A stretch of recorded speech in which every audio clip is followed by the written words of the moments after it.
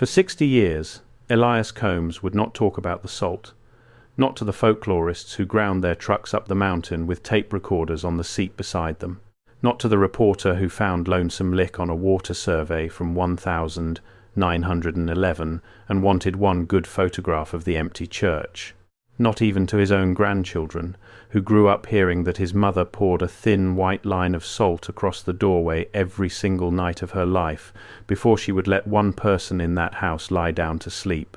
He is 91 years old now. He is the last living person who was born and raised in that hollow before the last family carried their beds down the creek road and never went back. And last spring, in a nursing home 2 counties away from where the town used to stand, Elias Combs decided he was finally old enough to say why. If you have ever stood in a quiet place and felt that it was quiet for a reason, subscribe before we go any further. This channel is where we keep the stories the county maps left off, and the ones the people who lived them were too careful to tell. Hit the subscribe button now.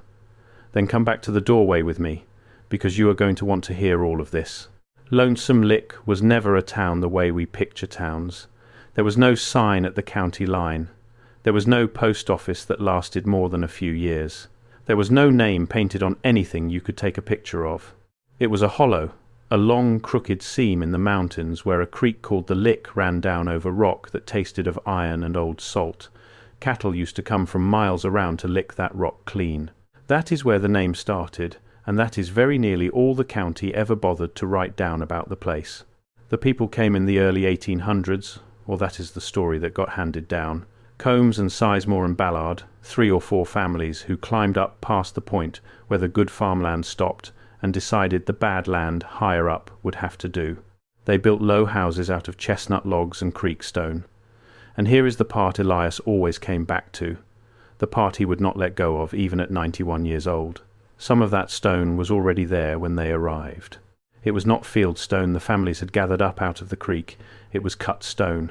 Squared grey blocks half sunk into the hillside, laid in long, even courses, running back into the mountain in a direction nobody living had ever dug. His great-grandfather built the family house up against one of those old walls because the wall was already standing. It was already square. It was already older than any deed the county held. The front door of the Combs house did not open onto a porch his people had made. It opened onto a threshold of worn grey stone that had been walked smooth by feet nobody in that hollow could name. What little the county did record only makes the place stranger. A land agent came up in 1889 to survey the timber, and he left a note in the margin of his book that nobody has ever fully explained. He wrote that the settlement stood on older foundations of dressed stone, extent unknown, purpose unknown, and that the residents declined to discuss them. He measured one exposed wall at better than 40 feet of continuous cut courses before it ran back into the hillside, and he could measure no farther. 40 feet of squared stone in a hollow so poor it never held 40 people at one time. The families who lived on top of that stone had no tools that could have cut it. They had no record of anyone who had. They had no story at all about who did, or when, or why. What they had were rules. You built with it if it was already square. You did not dig toward it, and after dark you kept a line of salt between it and the room where you slept. That threshold is where the salt went every single night, for as long as Elias Combs was alive to watch it happen. Elias was born in the last winter that the town was still whole. By then Lonesome Lick was already dying the slow way that mountain places die, one funeral at a time with no christenings to answer them. There were maybe 9 houses left with smoke still coming out of the chimneys. His mother, Verna Combs, was known even among those hard people as the careful one. She was not a frightened woman. That is the thing Elias wanted the folklorists to understand on the rare days he almost talked to them. His mother was the least frightened person in that whole hollow. She was careful the way you are careful with something that has never once been safe to ignore. Every evening, before the light left the top of the ridge, Verna Combs did the same 3 things in the same order. First she brought every person inside and counted them, and she named them out loud one by one, even on the nights when there were only 4 names to say. Then she latched the door with an iron hook her own father had forged, and then she knelt down at that old grey threshold and poured a line of salt out of a tin she kept full at any cost, straight across the doorway, corner to corner, until no part of the grey stone showed through the white. And it was not only Verna Combs who kept the salt. Every household in Lonesome Lick did some version of the same thing, though the Combs family, living right up against the largest exposed wall, kept it the most exactly of anyone. The salt came up the creek road by the sackful, traded for at a cost the county store never understood, because a hollow that could barely afford flour somehow always had salt to pour out onto the floor. The children were taught to count before they were ever taught to read. Not numbers on a page. People. You learned to go around a room and name everyone in it out loud, oldest to youngest, and you learned that if you ever came to a face you could not put a name to, you did not run and you did not scream. You said your own name first, clearly, and you waited to see if the room still knew you back. Elias said he could still do it at 91, faster than he could say the alphabet. He said his mother drilled it into him so deep that he sometimes woke in the nursing home already halfway through the count, naming the dead of a town that no longer stands, and listening in the dark to hear who answered. Elias asked her why one time, and only one time, when he was a small boy, she did not tell him a story about spirits. She did not use the old word for witch that the oldest people in the hollow still used behind their hands. She looked at him for a long moment, and then she gave him the only real answer he ever got out of her about the salt. She said, "The salt is not here to keep anything out. The salt is here so that we can tell if something already came in." He did not understand that answer as a boy. He said he spent the better part of 80 years understanding it, because a line of salt cannot stop anything. A grown man can step over it. A dog can smear it with a paw. Wind can move it. Salt does not keep, it records. If you lay a clean line across a door at night and the line is broken in the morning, you do not know what came through, but you know for a fact that the door was crossed. Verna Combs was not building a wall out of salt. She was building a witness. And she believed all her life that the thing worth witnessing did not come from the road outside. It came up out of the old grey stone the house was built against.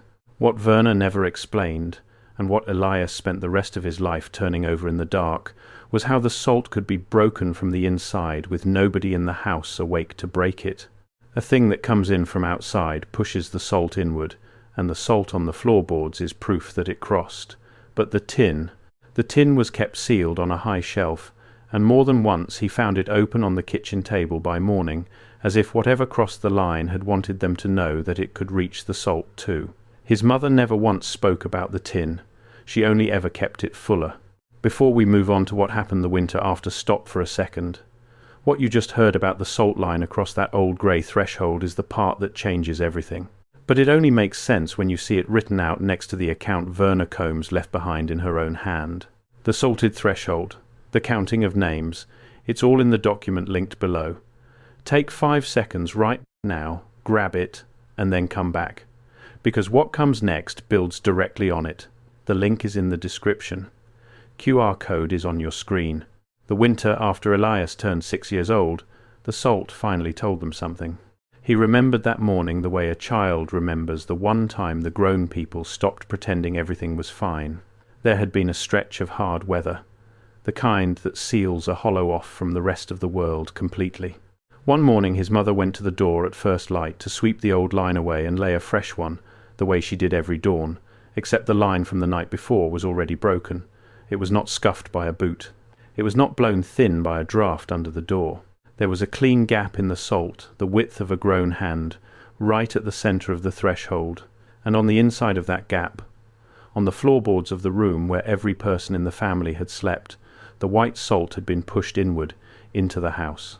Something had crossed from the old stone into the room, and the tin of salt, which his mother kept sealed and full at any cost, was standing open on the kitchen table where no living person had left it. Verna Combs did not scream. She did not wake the rest of the house. She counted them. She went from bed to bed in the grey half-light, and she named every single person in that house out loud, and Elias, lying still and pretending to be asleep, heard his mother say his name last of all, and heard the long breath she let out when he opened his eyes and answered to it. Everyone was there. Everyone in the house could be named, and every name answered back. Whatever had come across the salt in the night had not taken anyone that they could see. But from that morning forward, Verna salted not only the door but the sill of every window in the house, and she stopped saying that the salt was there so they could tell if something came in. After that winter, she said something colder. She said the salt was there so that the thing in the stone would know that the people inside were still counting themselves. To understand why a careful, unfrightened woman would say a thing like that, you have to understand what the older people of Lonesome Lick already believed about the cut stone. They did not think their own grandparents had laid it. They did not think any people had laid it, not the way you lay up a barn wall in an afternoon. The squared blocks ran back into the mountain in long, even courses, down toward the place where the creek disappeared underground, and the oldest men in the hollow swore that if you followed those courses far enough in by lamplight, they did not narrow and stop the way a mine does. They opened up. The steps got taller. The ceilings got higher, cut for something that did not walk in and out of a doorway the size of a man. Every single generation of that hollow had lost somebody to the old courses in the stone. There was a boy in the 1850s who went in on a dare from the other children and did not come back out. There were 2 brothers lost during a dry year, when the creek pulled back off the rock and uncovered a low mouth in the stone that had been under running water for as long as anyone could remember. There was a grown man, in Verna's own girlhood, who walked in at dusk telling his family he could hear his dead wife calling him by name from inside the mountain, and who was never found again, not a boot, not a bone, not a scrap of his coat. The county courthouse recorded none of it. Mountain people did not carry their losses down to a county that had never once climbed the road to help them with anything. They kept the count themselves, in their heads and at their own doors. And the salt, Elias came to understand, was one of the ways the whole hollow kept that count. There were rules in Lonesome Lick that nobody wrote down and everybody followed. You did not go near the low bend of the creek in a dry year, when the water was down and the mouth in the rock might be open. You did not go into the stone after dark for any reason at all, and you did not, on any account, answer a voice that called you by your own name from outside the house after the salt had been laid for the night. The older people said the thing in the stone could not come in on its own while the count was being kept, but it could call. It could stand out past the salt and use a voice you loved and knew, your mother, your child, your husband 20 years in the ground, and it could ask you to come out to it. And if you answered, if you opened the door and crossed your own salt line to go to that voice, then you had let it in yourself, and no amount of salt would ever put it back. Elias was 17 years old the last spring that anyone lived in Lonesome Lick. By then there were only 3 houses left with people in them, and his was one of the 3. It had been a wet year, and the creek ran high all through the spring. And then, in the space of a single week, the creek did the thing the oldest people feared more than anything else. It dropped. It pulled back off the rock, and it kept pulling until the lick was nothing but a string of standing pools in a bed of bare grey stone. And at the lowest bend, where the water had covered it for 2 full generations, the low mouth in the rock stood open to the air again. His mother knew exactly what it meant. She had heard the stories from her own grandmother, who had lived through the last time the creek went down that far. Verna went through the 3 houses that were left, and she told every family the same thing, in the same words. Bring your people inside, count them out loud, salt the doors, and salt the windows. And do not, on any night while the creek is down and the stone is open, answer a voice that calls you by name from outside after the salt is laid, no matter whose voice it happens to wear. For 4 nights nothing came. On the 5th night, Elias woke up in the dark to the sound of his mother counting, and the sound of it was wrong. She was naming people who were not in the house. She was naming her own mother, who had been dead for 19 years. She was naming the man who walked into the stone after his dead wife's voice, back when Verna was a girl. She was standing at the open door with the salt tin in her hand and the line already broken on the threshold, a clean gap the width of a hand at the centre of the stone, and she was counting the dead of Lonesome Lick, out loud, one by one, and something on the far side of the door was answering to every name she said. Elias got up out of his bed. He crossed the cold floor and he put his hand on his mother's shoulder. And Verna Combs turned around to face him with an expression he did not know, one he never once saw on her in all the years before, and she asked him, very quietly, whether he was really Elias, or whether he only knew the name. He does not say what happened in the hour after that, not to the folklorists, not to his grandchildren, not to the people who recorded him at the very end of his life. That is the one part of the whole account he never gave to anybody, and he took it with him. What he will say is that by the next morning his mother had laid the heaviest ring of salt anyone in that hollow had ever seen, a thick, unbroken white line all the way around the outside of the house, and that she did not cross it again for as long as they lived there. Within a month, the last 3 families of Lonesome Lick carried their beds down the creek road and left. They did not talk to each other about why. They salted their own doorsteps one final time on the way out of habit or maybe out of apology, and they left the hollow to the grey stone that had been there before all of them, and would be there long after all of them were gone. So the question is why? Why did Elias Combs, who held 60 years of silence against every folklorist and reporter and everyone of his own blood who ever asked him, decide at the very end to speak from a nursing home bed 2 counties over from a town that no longer exists? The people who sat with him and recorded his voice say the reason was very simple and very hard to hear. In his last year of life, Elias had started to hear his mother counting again, not remembering her counting, hearing it. In the hallway outside his room at night, under the hum of the machines, a woman's voice going bed to bed, naming people one by one, and pausing at the end of the count as though she were waiting for one more name to answer back out of the dark. And Elias Combs, 91 years old, the last man alive who was raised in Lonesome Lick, had begun to be afraid that when that counting reached his door, he would not be certain any more whether he was really Elias or whether he only knew the name. He wanted somebody to have the truth about the salt written down before that happened. He wanted it set down in a courthouse that would keep it, so that the count would not die in the dark with him. That was the whole of his reason. A very old and very careful man, making sure that somewhere on paper it finally says that a line of salt once lay across a grey stone threshold in a hollow that is gone now, and that it was never there to keep anything out. It was there so that something older than the family, older than the town, older than any word those people ever had for it, would know that the people inside were still counting themselves, still able to name each other, still, for one more night, entirely who they said they were. The people who recorded him say he asked them to keep one thing exactly as he said it, word for word, and they did. When you lay the salt tonight, he told them, do not lay it down to feel safe, lay it down to be honest.